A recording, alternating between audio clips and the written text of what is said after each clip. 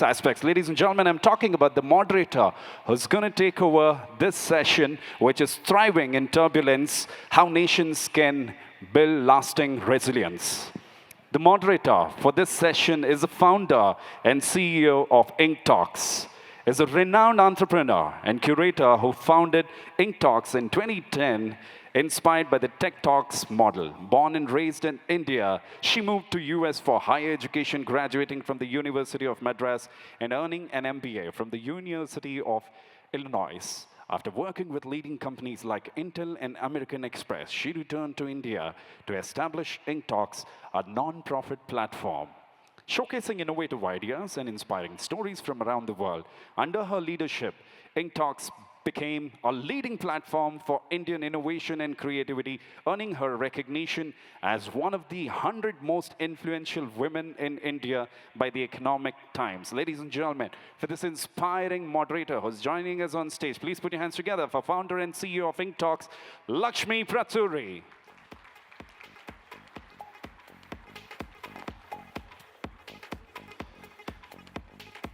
Thank you so much for joining us, Lakshmi. A great session, and you're flawless in your talks, and the stage is all yours, and you'll be introducing the speakers. Once more, ladies and gentlemen, let's hear it for Lakshmi. Good morning, everyone. Slight correction, I didn't go to University of Madras. I went to Osmania University, Bajaj Institute, IIT Bombay, Portland State University, etc., etc. But what I'm here to talk about today is my passion for showcasing amazing people and telling stories. I moved back to India in 2010 because I really believed that there is amazing work happening here and we need to tell the story in our own voices. So now, 14 years later, 500 talks later, movies like Padman, Skies, Pink, everything that has come out of the stories we have done. We have over 100 million views, and India is definitely established globally as a force to reckon with. For that, we are truly proud. And yes, let's give it up for India and all of you and the most amazing people that make it here and the most amazing people that come from all over the world to be part of our conversations here. So I always like starting with stories. We are talking about resilience under turbulence. So this is a story of a teenager who's going through terrible times, goes to the parent and says, I just don't know how to deal with this world. So the parent says, okay, let me show you. He boils, put hot water, he puts a potato in one, puts an egg in one, puts a tea in one. And then he says, okay, look at the egg. It's really hard to soft to start with, and it comes back as hard-boiled egg. So some people just become negative. And look at something like a potato. It goes in hard, but comes back so soft. Some people lose it. But look at the tea. It goes in, and because of the heat, it flavors the water and comes out as something that you can consume. And it's up to you how you deal with turbulence. Do you want to turn soft, hard, or do you want to change the flavor? And I think we have two people here with us. As we were designing this session, we wanted to invite people who have grace through the turbulence. It's not just about dealing with it and somehow coming out with it, but what do you do with it and how do you turn it into your strength?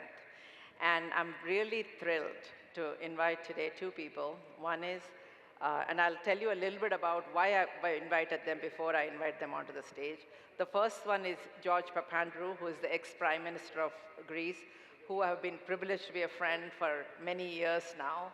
And he is the one who headed Greece when it was going through the worst time, when the country was going bankrupt.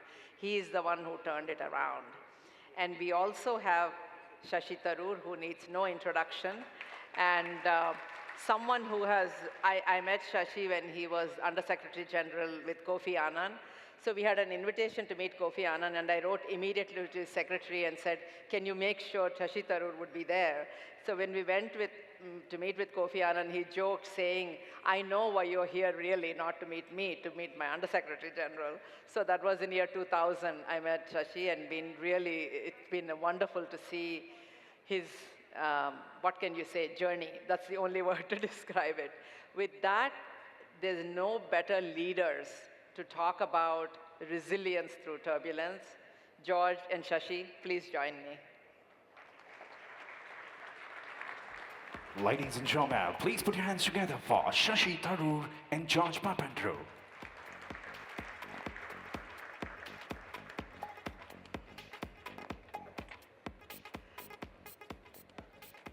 So I'm not, we prepared some questions, etc., but I'm never worried about conversation when George and Shashi are together. There are so many things to talk about, and 1 hour is just too little.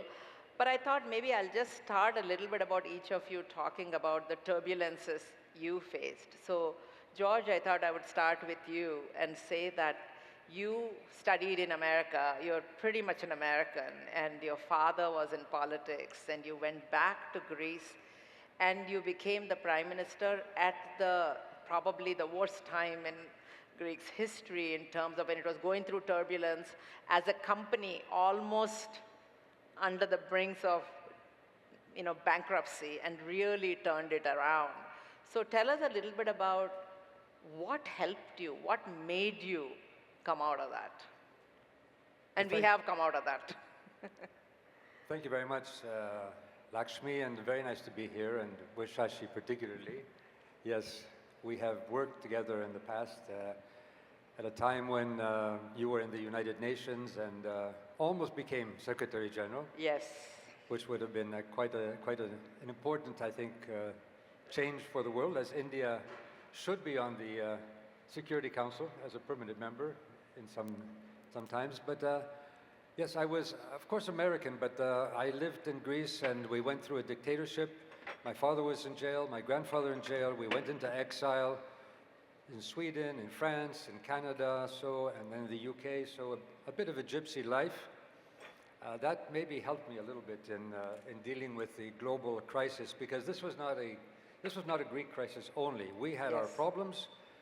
Greece, if you remember, the financial crisis started in the Wall Street. It was a banking crisis. It was a fraud, basically, of the bankers, and the unchecked capitalist development of capital, being able to sell bonds that were not really AAA. They were fraudulent bonds.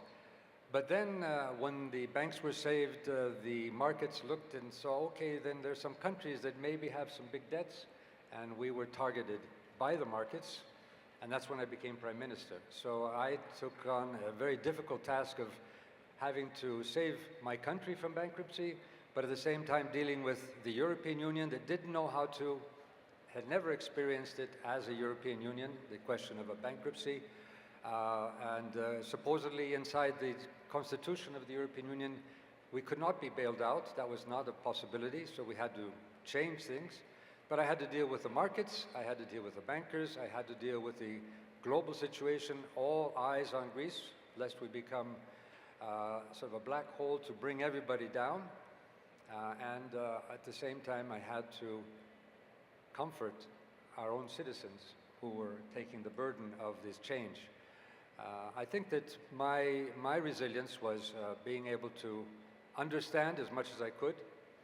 And in a time of crisis, well, you don't really have much time to study. I was not an expert in the bond markets, so you have to rely on what you've learned. If you have time, and that I think is important in resilience, and we are now facing a world of uncertainty, of unpredictability, of major changes, possibly for the better, possibly for the worse. And I think what we need is to prepare to be societies that can deal with crises, and that means, I believe, societies that are much more open, much more democratic, much more participative, and where we actually educate our citizens to be citizens. We don't do that very much. We educate for professions, but not for being citizens. I don't think any one leader, no matter how much we sometimes put our faith in a so-called strong men, I don't like the word because I don't really think that they are really strong men when they take all the power. I think we need to put our faith much more in trusting our citizens as a resource in dealing with resilience. So that's what I tried to do. make reforms in Greece such that would bring citizens to the fore. We actually had, while we were going through this crisis, I implemented a policy of, we called it wiki laws. What does that mean?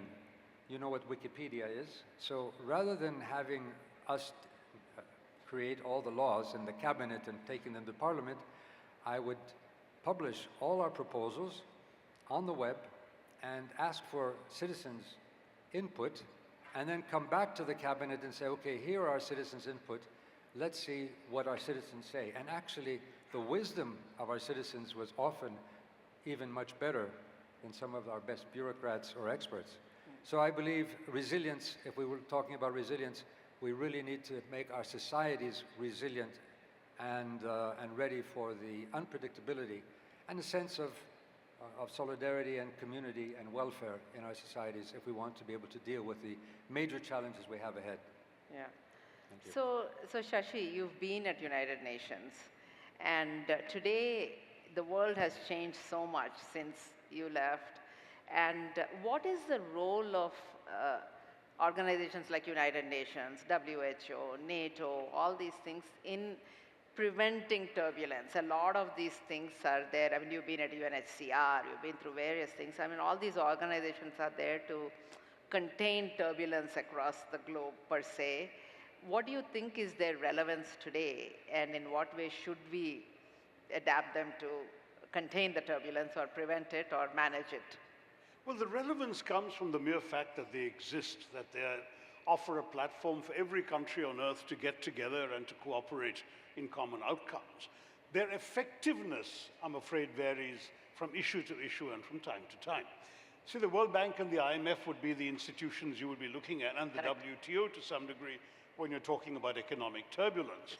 But they each have their challenges. At the moment, the WTO's dispute resolution mechanism has been crippled by, in effect, an American boycott. The World Bank is now increasingly seen as playing with the margins of the global economy and not the central issues. And the IMF, a similar problem, though the IMF, of course, has more exposure to the private sector.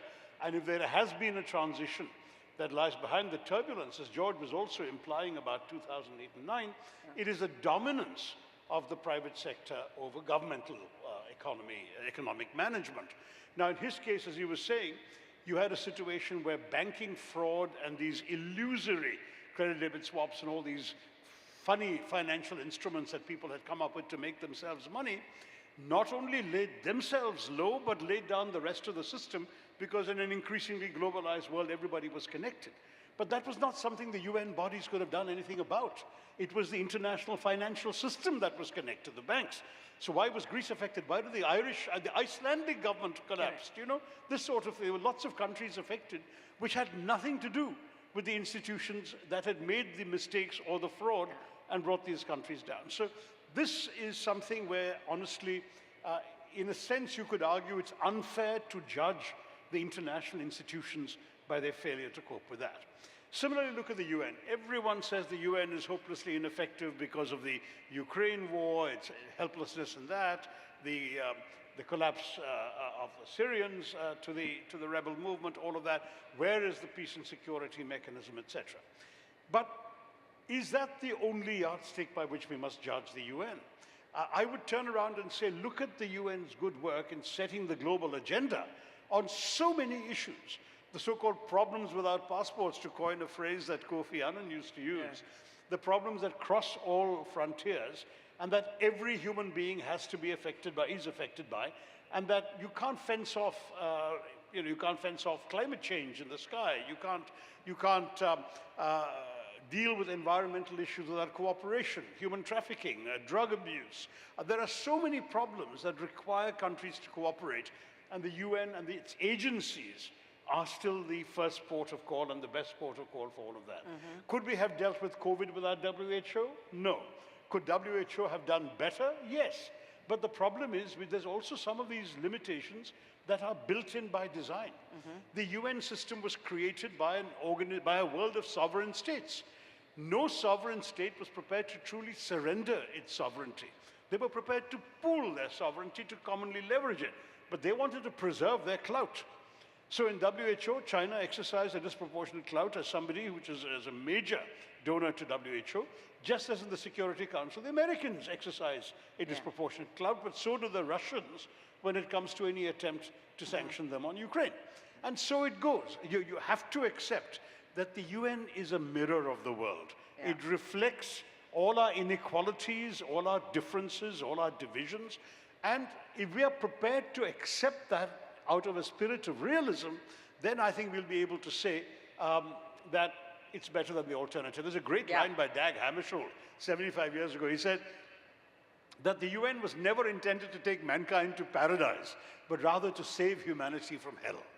Beautiful. Sometimes the best that the UN can do is prevent things from getting even worse. Yeah.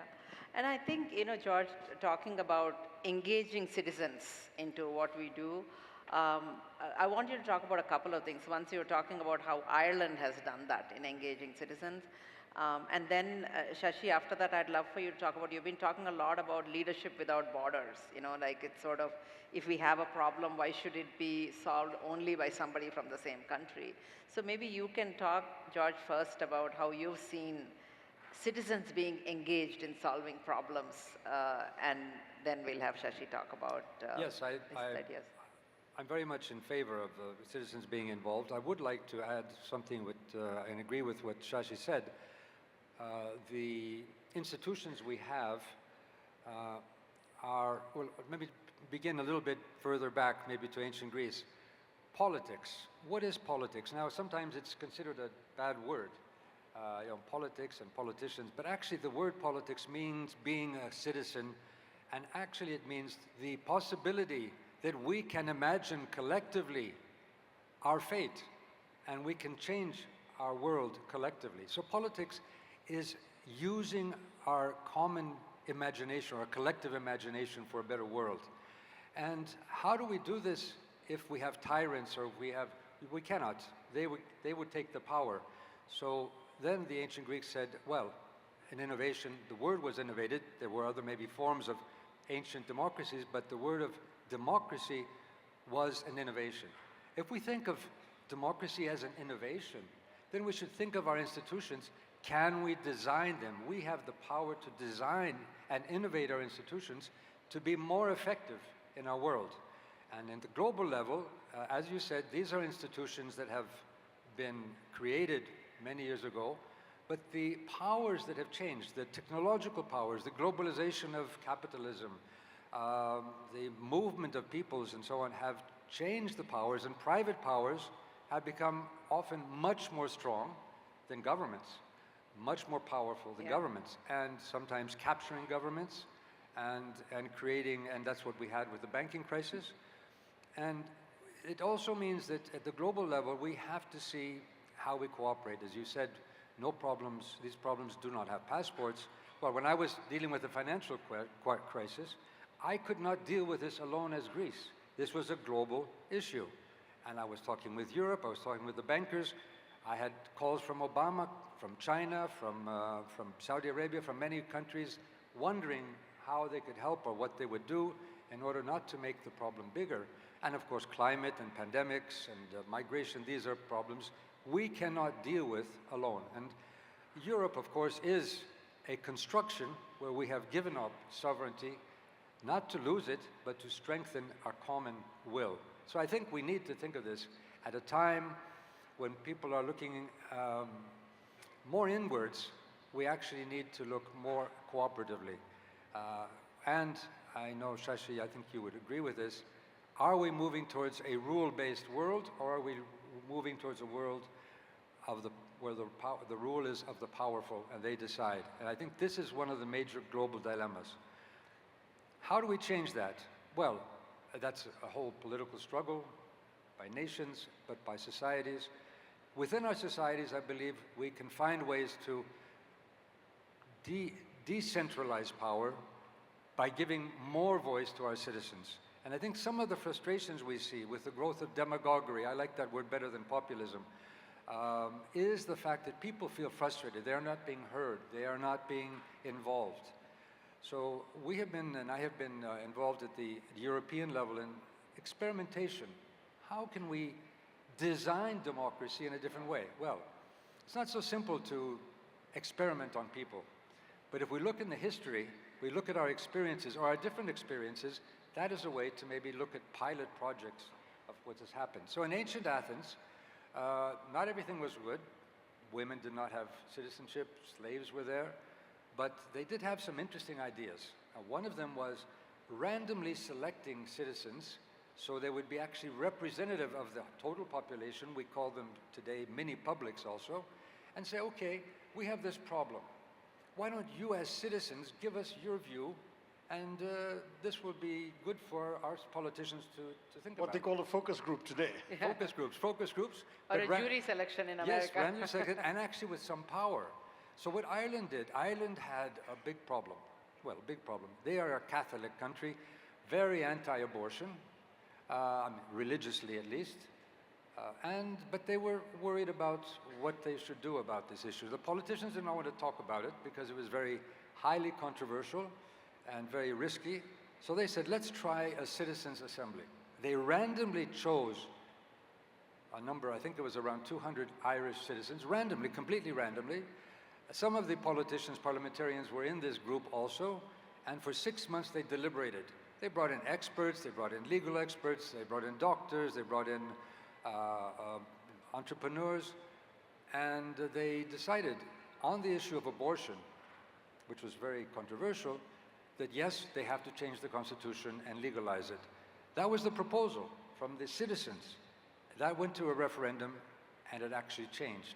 So these are new methods of deepening democracy and giving voice to our citizens, and I think this is a way forward. But of course, this also means fighting a lot of the concentrated power, which does not want to give up this power to the citizens.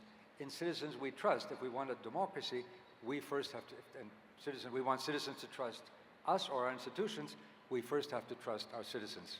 Yeah. Well, George, I'd agree with you.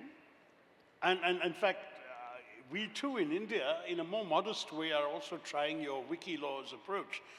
Not for every law, but for a handful of laws, particularly on issues that affect the average citizen. For example, the IT laws, the data protection law, and so on. They are putting it up on the website of the ministry and inviting public comments. Now, in practice, in a country like ours, 95% of the population are not going to check the ministry's website. So they will get comments only from a certain self-selected class, including NGOs, civil society activists, the people who care. But it's sort of a halfway step towards the kind of thing, citizens' participation, that you're talking about. But having said that, I wonder whether you and I are speaking of a world that may be in the process of being eclipsed. Do you think Mr. Trump believes in leadership beyond borders? He will never accept the proposition. First of all, within his borders, he wants to be absolute, and beyond his borders, he doesn't want anyone to interfere with him. Now, he's quite willing to change his borders. He wants Greenland and Panama and Gaza and God knows what else. Maybe he wants a borderless world where America is simply one country all over the world. Huh? I think the problem there is we would outvote him very quickly if that happened to us. But if he would accept voting. But jokes apart, I do believe we are witnessing a revival of autocracy, maybe too strong a word, but of leaders who are more determined to exercise clout. And let me give you a couple of variables that you want to think about, George. One is the financial crisis taught us about the vulnerability of national governments and national financial institutions to international forces. The COVID crisis taught us about how the global supply chains actually can be deleterious. America waking up one morning and realizing that their entire supply of their favorite headache remedy, ibuprofen, comes from China, and China was shut down for 3 months. So suddenly you couldn't get Advil in America for 3 months, okay? Now, suddenly everyone said, hey, wait a minute, we are learning that we need to be more in control of our economies, of our polities, of our imports, of our production chains, and of our country. And the result, it seems to me today, is the rise of a Trump and his equivalents in many European countries who are basically saying, we're here for us first. Trump unabashedly says America first. And I think for us to be in denial of that reflects our idealism. I spent my 29 years at the United Nations, so I have this internationalist vision. You come from the one continent where you were prepared to look beyond your national sovereignty. The Maastricht Treaty was signed by Greece and others. You've got an EU that is gradually converging into common institutions, common policies. So you and I may not be fully focused on what the reality is for somebody whose slogan is "Make America Great Again." And I think we've got to be realistic in realizing the world is perhaps changing.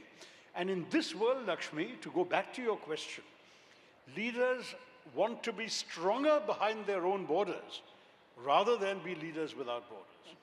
See, I wonder if it's got anything to do with the state of affairs in the world. Like, for example, if you're handling a kindergarten class where everything is chaotic, you need a very stern voice. When you're handling, very sophisticated audience, you need to have a servant leadership. So it all depends on which end of the spectrum. Is it that most of us are feeling that, my God, the world is going out of control now, and look to somebody to solve it? I mean, are we in that stage where, whether we like it or not, when a majority elects somebody and there is a certain behavior, is it showing what is happening in the world? And I mean, we can say we have nothing to do about it, but I think it'll be interesting to see, is it like, I mean, for example, in America, so many people losing their jobs to something outside, and so many people feeling that these foreigners are richer than us, and so many people feeling like, hey, I have no recourse. Yeah, why are we voting for elites that are shipping our jobs off to Shanghai and Bangalore? Exactly. That's a question that people have. Exactly. And that's why they voted for Trump. Right. So I'm just saying, is it a reflection of where the world is? And so what can we do a little bit to change that, this hyperventilation of, oh my God, like the world is falling apart feeling? What can we do to bring a sense of, in fact, if you think about, Stone Ages to now, we are actually doing damn good, So what do we need to do to bring a sense of calmness? Because right now everybody is riled up, worried, and maybe that's the reason a certain leadership is looked upon. Well, I absolutely agree with you, Shashi, that we should not be in denial that we are seeing greater tendencies towards concentration of power, autocracies, oligarchies, if you like, or plutocracies. I mean, look at the inauguration of Trump. You had the plutocracy on demonstration in the front lines there, the richest people in the world. And it's not just the digital, it's also the other ones. And what I see is that even though the MAGA idea is America first, in the end, it's in America's interest. And I have lived in America, so have you. And you, of course, grew up in America. Yes, I grew up in many, both in California, but also on the East Coast. And it is in the interest of the United States, if they are going to deal with global problems, climate, pandemic, whatever else, whatever may come. But of course, what we are seeing, I believe, is a concentration of power outside of the institutions of democracy, which is so big, it actually captures democracy. So when you have lobbying, when you have corruption, when you have the billionaires having more money than most of our countries, maybe not India, but they have their personal wealth is more than the GDP of most countries in the world. Absolutely. They yield more power than us politicians. We are asked to decide for the world. They actually have the power to decide or even corrupt decisions and capture decisions. When that happens, there is injustice.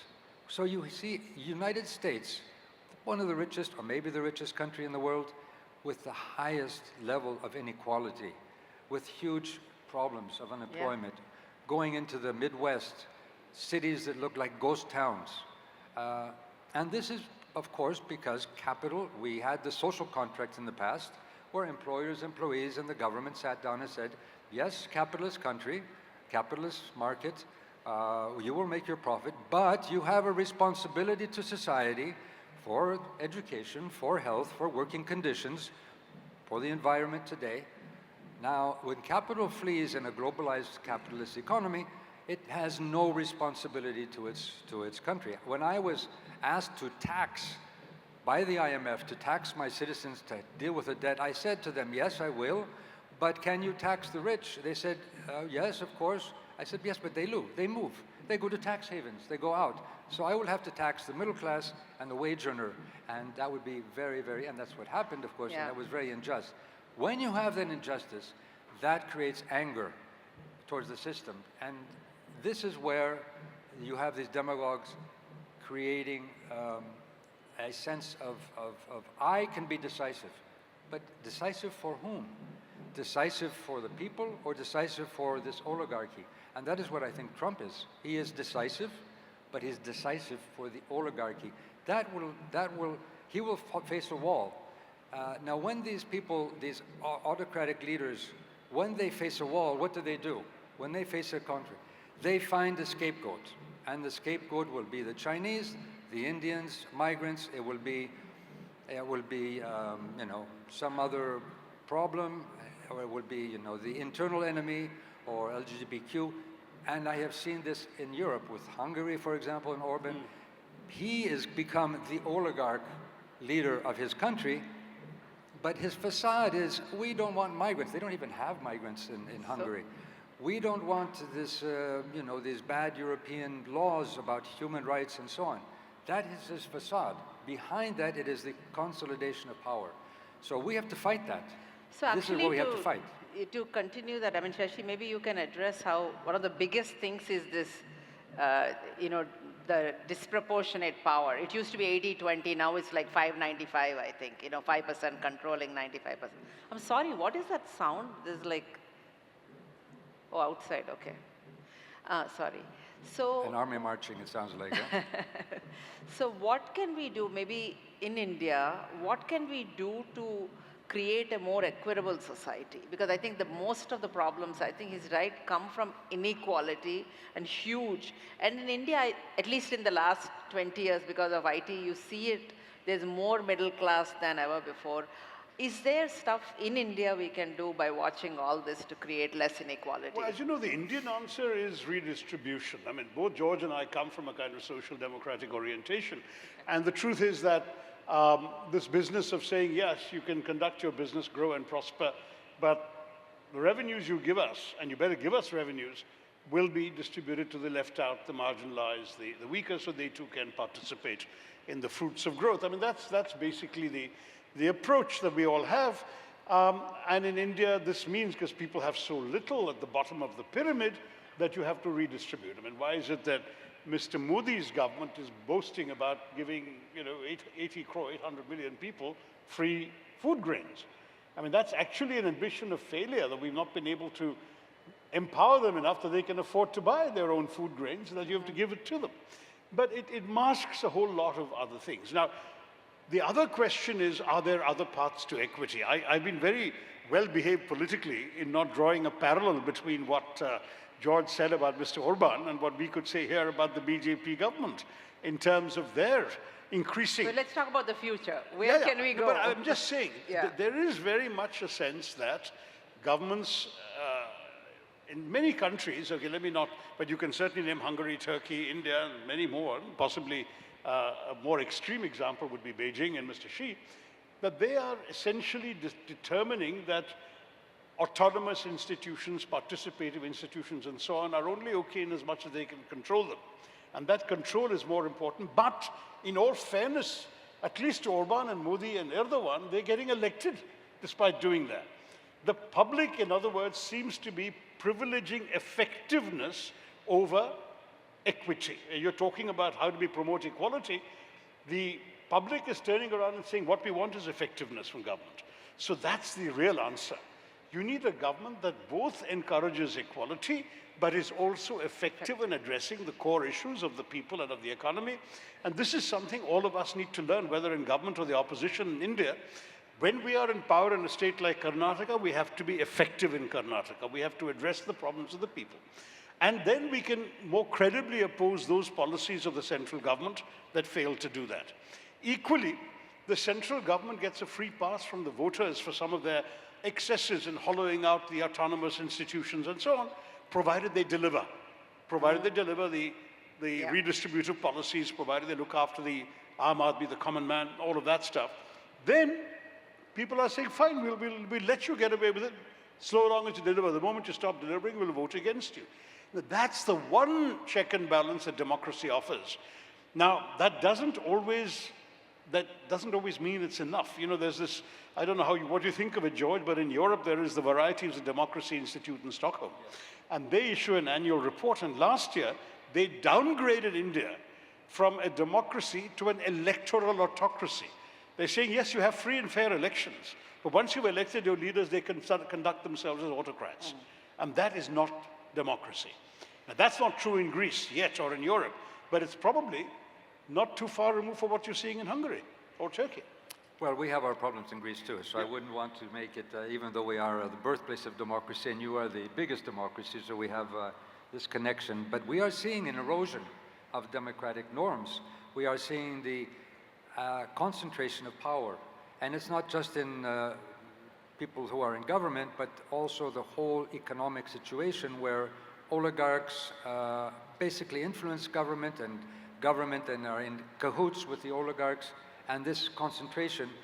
And when we talk about efficiency, that's what our citizens need. They want efficient governments, but if they only hand it over to governments or to the top people there, after a while, this power can be concentrated and they become less efficient, I believe. Efficient at least, not efficient for citizens, not efficient for the average citizen, because they are then beholden to these other powers. I mean, if you look at in the United States, to become an elected official, you have to have millions and millions of dollars, and you have to go around asking for contributions to be elected. So who can be elected? Either you have to have a lot of money yourself, you have to be well known possibly as maybe a star in Hollywood or something, or you have to ask for money from donors who then you are beholden to. And of course, corruption can be part of this too. So this is one thing I am seeing around the world, unluckily even in my country too. That was one reason why we had the financial crisis. The financial crisis wasn't just because we were overspending. The money we were spending by the previous government I took over from was given to the friends of the government and not spent well. So the people's money was not spent in the public interest. And that is what efficiency should be, a democratic efficiency. One thing I did, which was again inspired by the ancient Greeks, what they did in Athens, when they had some public money being spent, they had to write it on the wall. That was a marble wall, they had plaques, and you could, as a citizen, go and take it to court. So every single resource, every single expenditure was written on the wall. So I said, how do I take that ancient concept and make it a modern concept? I said, well, we have the web. So let us make a law. I made a simple law. No expenditure, whether it's central or local in Greece, is legal unless it is posted on the web. Now, that initially people didn't really understand it. Today, that is where everybody gets their information. And that immediately starts to break the corruption and bring more transparency. It's not enough. But what I'm saying is that we need to understand the problem that our democracies are going through. We are actually seeing the lack of democracies. People say, can democracy work for us? Can it do well and so on? Actually, I don't think that we are real democracies. If you look at the United States, it's become a plutocracy.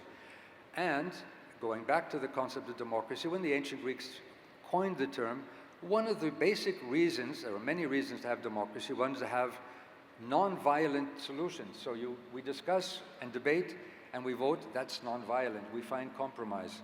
But another one was not to have concentration of power. A democracy was not to have, so when we're seeing so much concentration of power, basically we are seeing the undermining of our democratic institutions and our democratic prospects, which means taking the voice away from you, and you can vote every so many years, but that's about it, and you can tweet or you can do this and that, but that is a false empowerment. That's not a real empowerment. So, you know, at the end of the day, we all agree that however flawed, democracy is the best of the lot that we have going, and it has its problems, etc.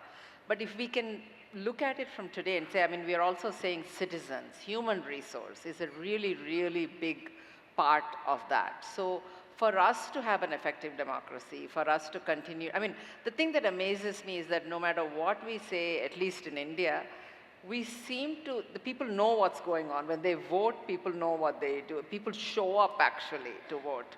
So whatever it is, it's flawed. Whatever it is, that's the best system we got going. I would like each of you to talk a little bit about the biggest resource we have, which is the human resource that we have.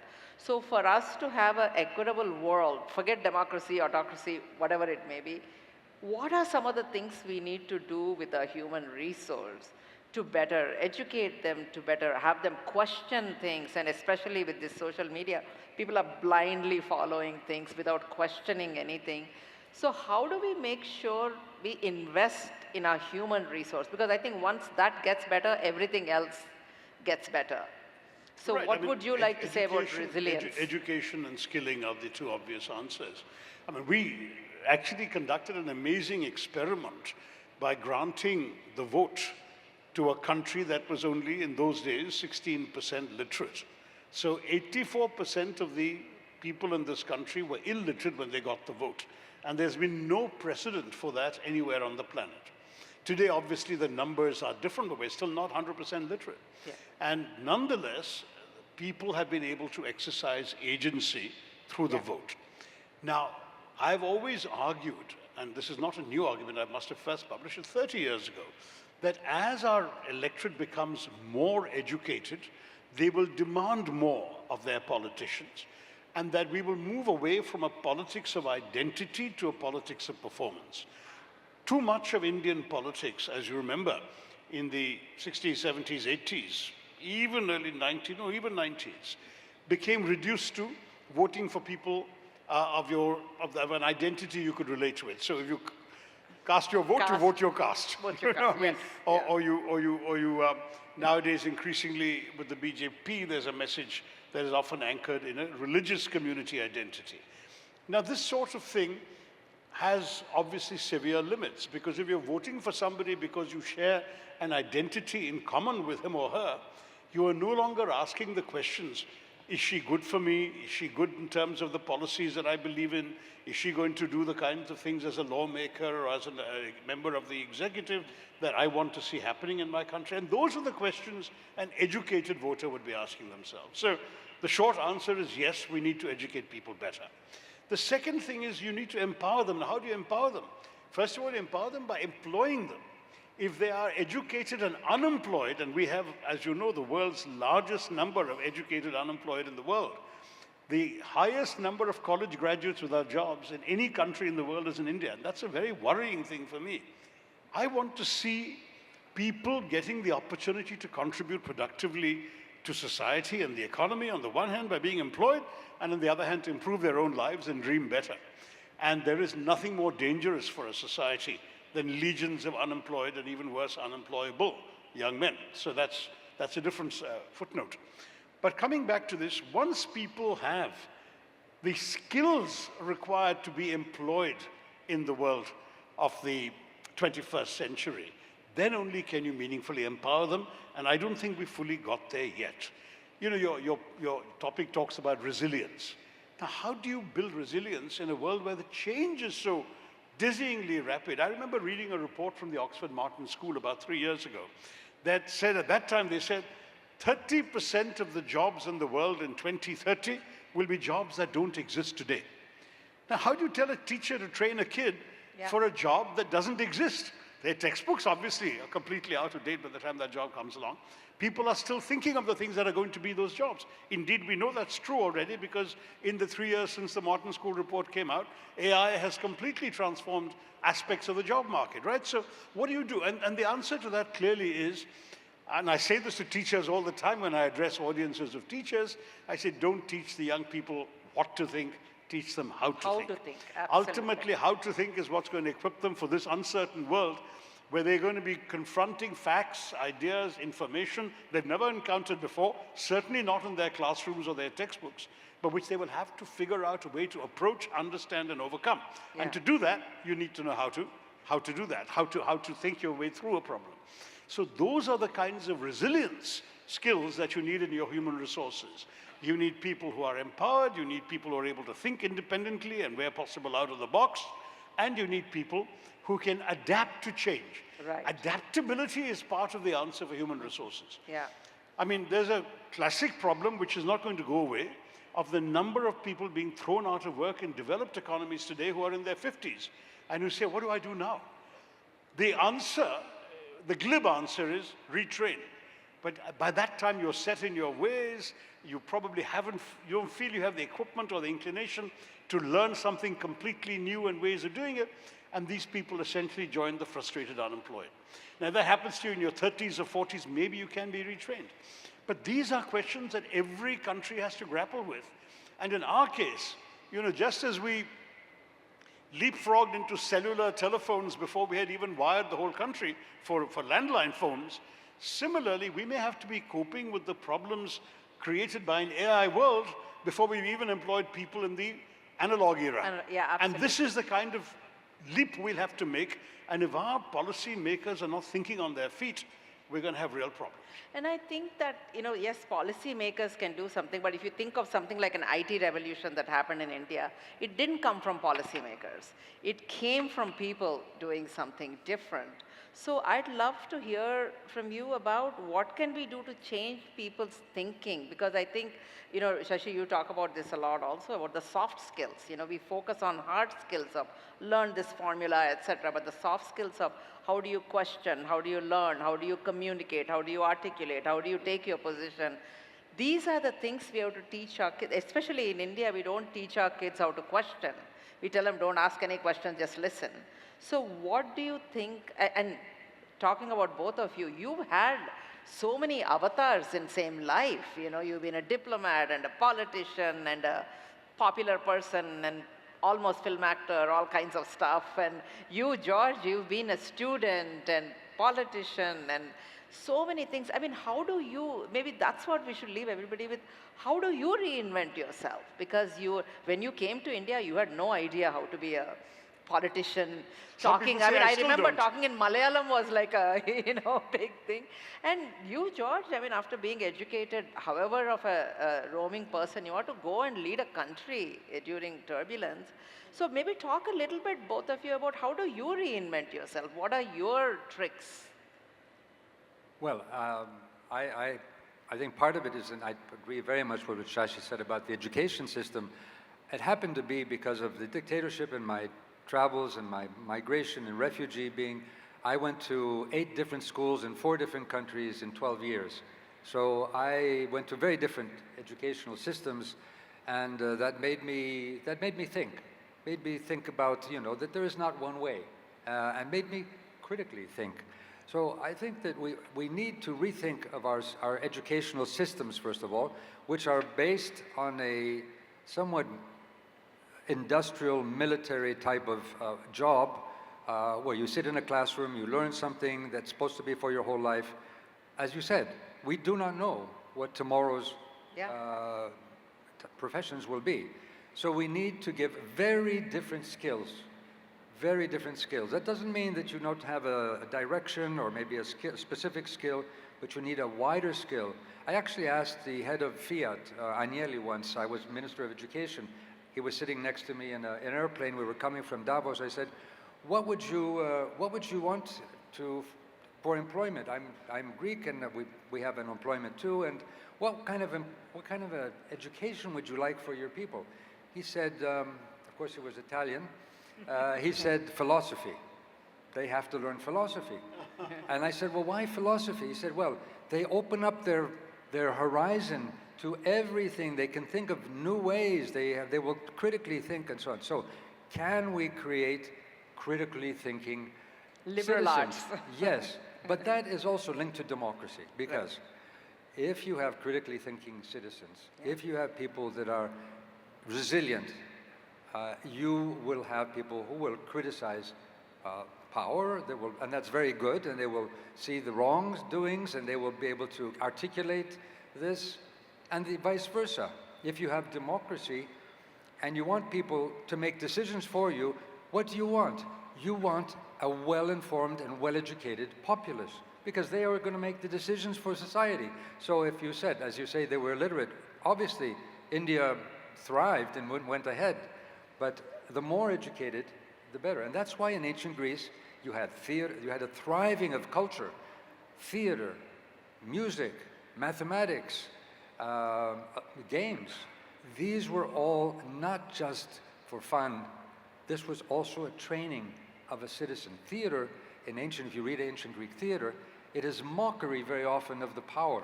It said, okay, these powerful people, they think they're special and so on.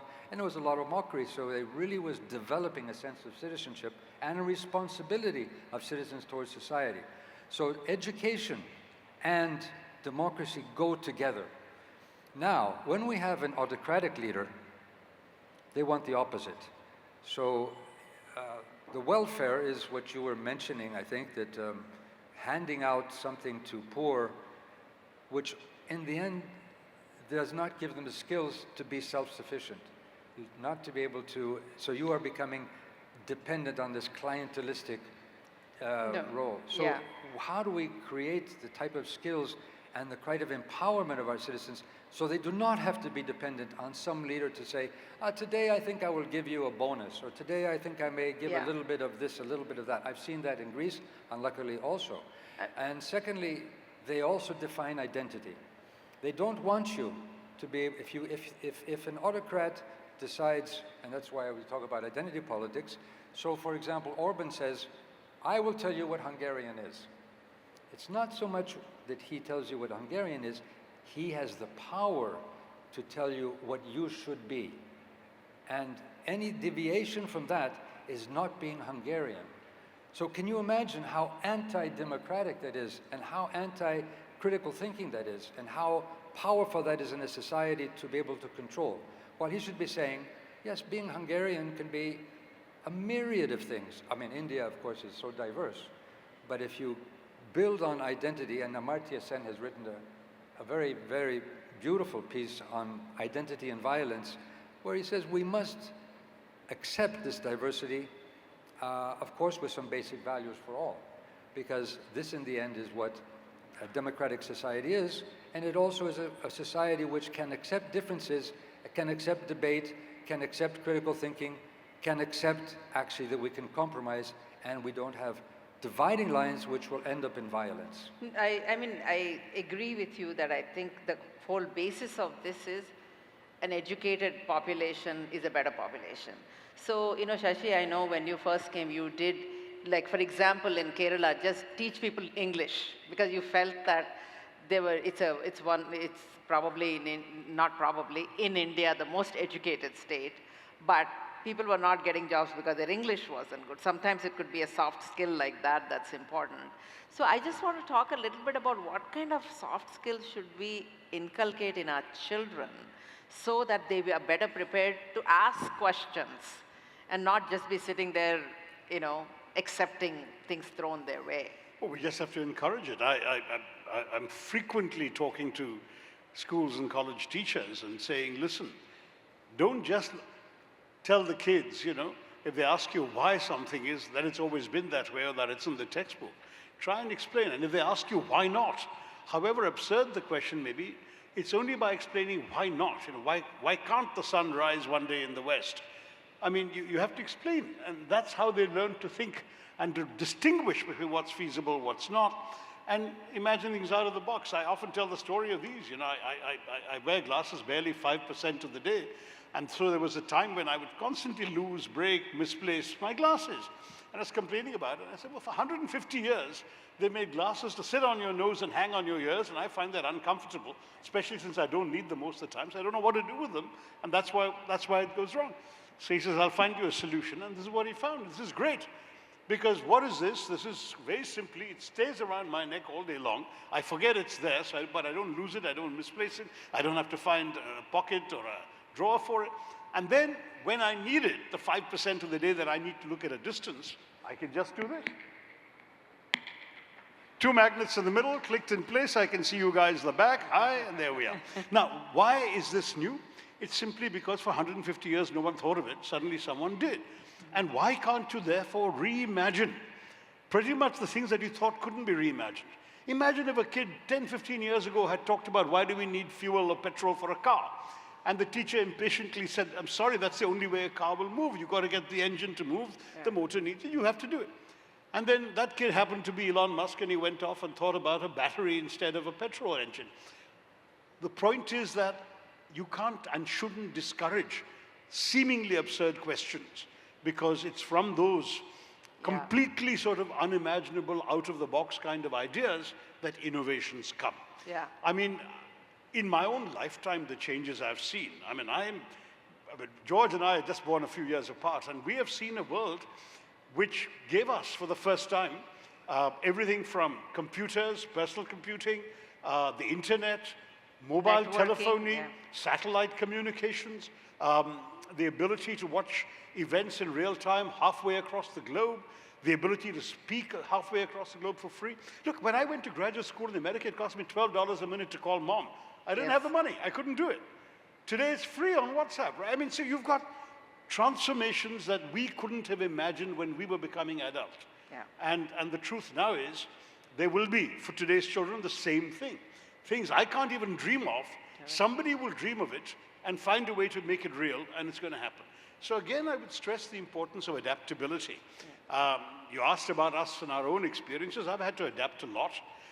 Yes, I adapted to making 17 speeches a day in Malayalam after never having used the language for decades while I was internationally engaged. And it was fine, because in the initial stages when my Malayalam was still inadequate, and my opponents thought that's how they could defeat me. But I said, look at this guy, he can't even speak our language properly. He's used to sitting in New York in an air-conditioned office in a three-piece suit. How can he represent us? And I would go to them and speak to them in Malayalam, and wearing Malayali clothes for the hot season of the election campaign. And I would say, you see that my Malayalam isn't great, but it's good enough to understand your hopes and your needs. But what's more important, I have the English and the Hindi to express them in Delhi, to get things done for you. Speaking good Malayalam in Delhi won't get you very far. And that clinched the vote. I won with a record majority. Yeah. So even these things, there are ways that you can deal with them. And ultimately, effectiveness is what matters. Yeah. If you're going to sit there and be ineffective, no one will want you back. I agree. And I hope the proof of the pudding is that I came back 4 times.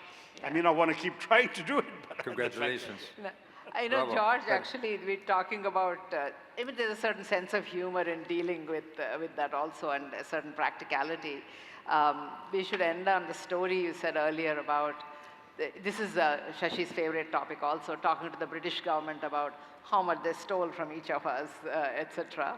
And you were having conversations with the British government about returning some things to you guys. Can you tell us about your conversation? The Elgin marbles, Parthenon marbles. Yes. Well, this may have, we have this in common also. I think we have many other things too, but I know you have been fighting for the return of many of the artifacts from the colonial times here in India. And when I went to the British Parliament to vote, to promote the idea of the return of the marbles. So the Parthenon is in the middle of Athens, a beautiful building from the time of Pericles. And Elgin, Lord Elgin, came to then the Ottoman Empire, stole most of the beautiful statues on the fresco of the frieze of the Parthenon, and took them to London.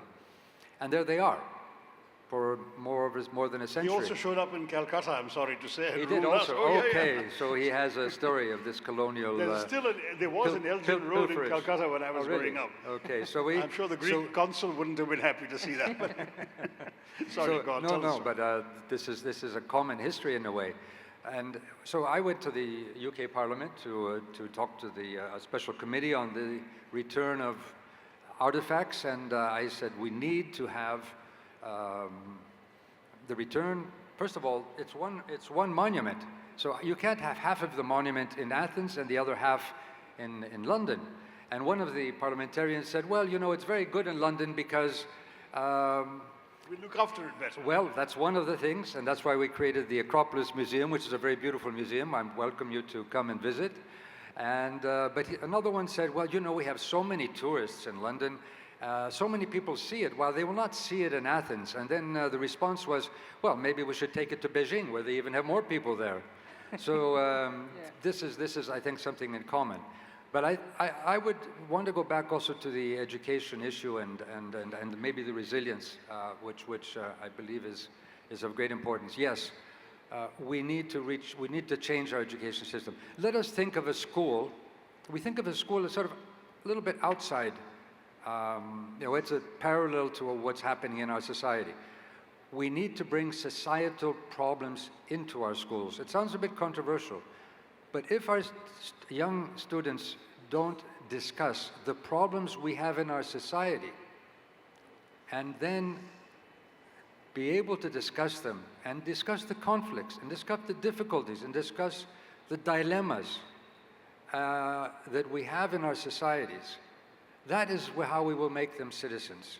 And that, of course, does not train them only in special skills that are for professions. It is training them to be citizens of tomorrow. Can we see a school a crucible of our future society? Now, I also believe that we have ways to have a resilience through innovation. Because innovation, as you said, it has to have an open mind. But to have an open mind, you do have to have a democracy in the end. So China may be very innovative, but they are basically, I believe they are taking a lot from what they see from around the world and replicating it. But I think we can be much more innovative. And the more we are democratic, the more we are resilient, because we are allowing for new ideas, and absurd ideas, as you said, which in the end are not absurd, or some may be, and say maybe not. And we also are allowing people to take a risk. What you were saying also, I think, and that's part of the being resilient, or part of being reinventing yourself, you immerse yourself in a very new environment.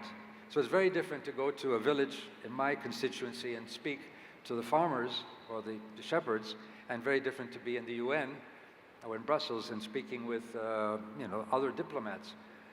Immersing yourself and taking the risk is also a way to reinvent yourself.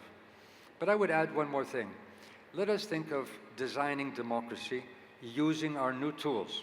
So we have Facebooks and we have Googles and we have Instagram, and I assume that India has its platforms too, Yep. and its influencers and all that. Why do we not create a fourth branch of government?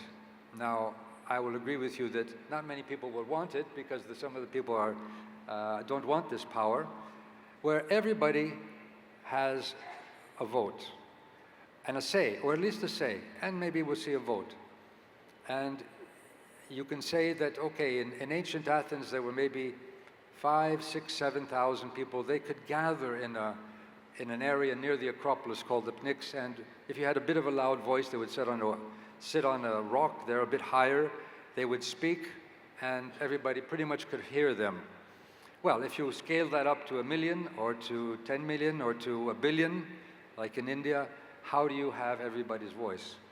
Well, if you create an e-agora, agora is where the marketplace was and the political discussion was, but an electronic one where everybody can be on the website, as I tried as an experiment when I was Prime Minister. And everybody has a unique identity. You can't have bots, you can't have 1 million voices, you have one equal voice. Each one, which is a democratic way. Today we don't have equal voices. You can have a government like Russia, for example, or maybe China, or others too, replicating a voice, and you think it's many citizens, but it's actually non-existent citizens. But if we have one equal voice, and everybody, all the laws are put there, and they are discussions, and you create the algorithms, not for hate, because the social media is creating algorithms to get your attention, to sell you something, and they find the most basic instincts, unluckily, and it looks like hate and fear or sex or whatever. So they promote that a lot, and that, of course, creates much more discord and lack of cohesion and a lack of community rather than real community. What if you could create an algorithm which would help the debate, bring out the differences, but also help for compromises? And you could create algorithms like this in an AI system. And in an AI system, you could have billions of people participating, because that has the capacity to process this data. So let us redesign democracy using these tools which can allow for citizens' participation and, I would say, citizens' innovation in governance. These are the things we need to really start So, thinking about. Shashi, what are your No, thoughts on I it? like the idea, provided the outcome is only advisory. Because we are still an unequal world, we are an unequal society, and there will be some voices that will drown out the others, I don't however good your algorithm is. So I would say this fourth branch of government is an advisory branch. And it will give the rulers of the day, the legislators who after all are elected by the people, an idea of what public opinion seems to want, and then they can judge for themselves how seriously they will take it in voting for it. But I couldn't I would resist not mentioning two other things. One was you talked about the British telling you, oh, there are more people in London, so that's why we're going to keep it here. Yeah. That's not an argument they can use with India. Obviously There are not. far more people in We should India. should bring it to India then. Yeah, they should bring it to India. But the second thing, George, I don't know if you'll recall this. Lakshmi got me back in 2009-10 to address one of her conferences, and I spoke on the soft power of India. I was a minister then. And then a few months later, I mean, the damn blessed thing went viral on YouTube and so on and so forth. A few months later, there was an Indian newspaper report saying that the Greek cabinet had viewed my speech, and the Prime Minister wanted, as a part of the response to the financial crisis, to actually move towards promoting Greek soft power as part of the answer. So I asked the Greek ambassador whether this was true, or whether it was just some enthusiastic Indian journalist. He said, yeah, it actually happened. And it was in the Greek newspapers too. And you must have been the Prime Minister at that time. I was the Prime Minister, so what I would do, I looked around. We had, during the financial crisis, I think not only the Greek people, but the cabinet was even in more of a crisis. Because every day we had, where are we going bankrupt? What is, who tweeted what, you know, what the markets are doing, what are the bonds like, our interest rates. So people were very nervous, and of course, the cabinet was tasked to cut, and reform, and there's a huge burden on them. So I had to do cabinet meetings 2 or 3 times a week. I don't know, I think that no other government has had so many cabinet meetings, and it was a bit of a group therapy also. So what I would do is I would bring in TED Talks before. It was a TED Talk, yeah. And I would have them, it was a TED Talk, right. So I would have them listen to a TED Talk and sort of lighten the atmosphere, but also give a bit of inspiration. So Shashi here was a great inspiration for us. Thank you very much. So the three of us were united all those years Yes, ago. that's right, that's This right. is a reunion after 2009.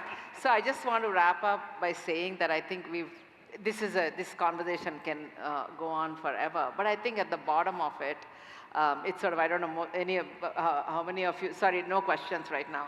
How many of you saw Three Idiots? There's a scene where the guy goes for an interview and the person says that, "Arey yaar, we are willing to give you the job, but you have such an attitude, you know, like, would you like to tone that a little bit?"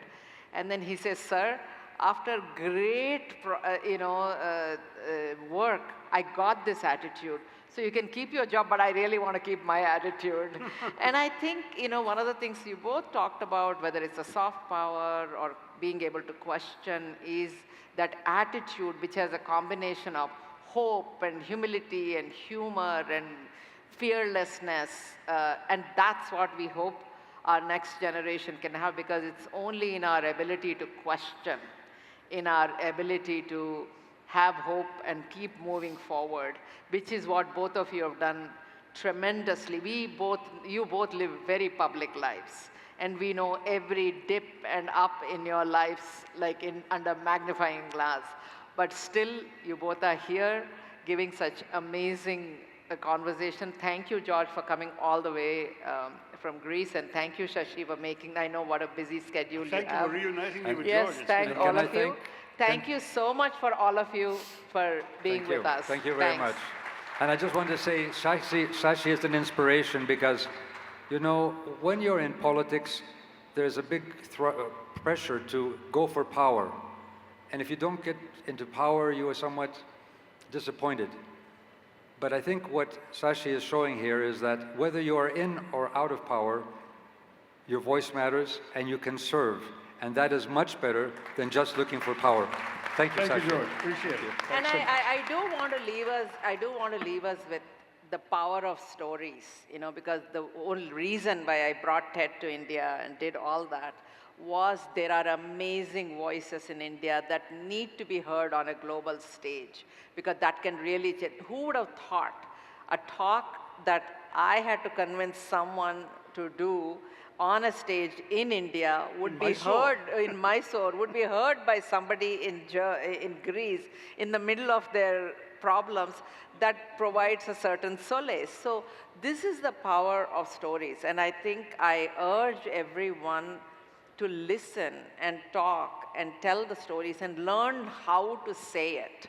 And we need to know how to tell our stories constantly. So give the stage to listen and tell the stories, which for us at INK, I just want to wrap up by saying, you know, INK stands for innovation and knowledge. So one of the things we say, the reason we do this is that there's a quote I heard, actually there are two quotes. One that says that, you know, there's an African saying that said, unless the lions start telling the story will always be of the hunter. So we better tell our stories, otherwise National Geographic will tell our stories. And the second thing is there's a quote that says, life ought not to be measured by the number of breaths we take, but by the number of moments that take our breath away. But the number of moments that take our breath away. So if that's true, we should be all greedy of collecting amazing moments. And we call it billionaire of moments. And we say everyone we invite onto a stage, the stage is a sacred place. Storytelling is a sacred activity. And everyone we invite is a billionaire of moments, because that's the only wealth that matters. So I think today we had amazing billionaires of moments on stage, and this is truly the wealth, Lakshmi, that we all can hope to have. Thank you.